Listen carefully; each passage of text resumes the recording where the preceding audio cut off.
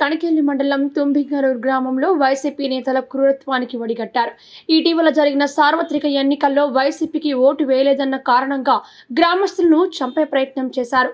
తాగునీటి ట్యాంకులో పురుగుల మందులు కలిపిన వైసీపీ నేతలు. గ్రామ సర్పంచ్ వైసీపీ నేత ఫణీంద్ర ప్రోద్బలంతోనే త్రాగునీటి ట్యాంకులో పురుగుల మందు కలిపారంటూ గ్రామస్తులు ఆరోపిస్తున్నారు. తాగునీటిని పట్టుకునేందుకు వెళ్లిన గ్రామస్తులకు విషపు కంపు వాసన వెదజల్లడంతో గుర్తించిన గ్రామస్తులు అప్రమత్తం కావడంతో పెను ప్రమాదం తప్పింది. ఈ విషయంపై గ్రామస్తులు పోలీసులకు సమాచారం అందించారు.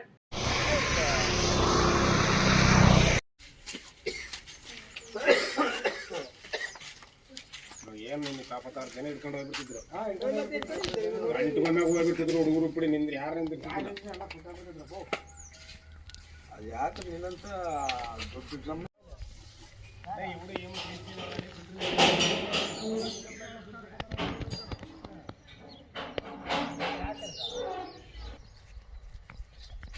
ಅಂತ ತಪ್ಪು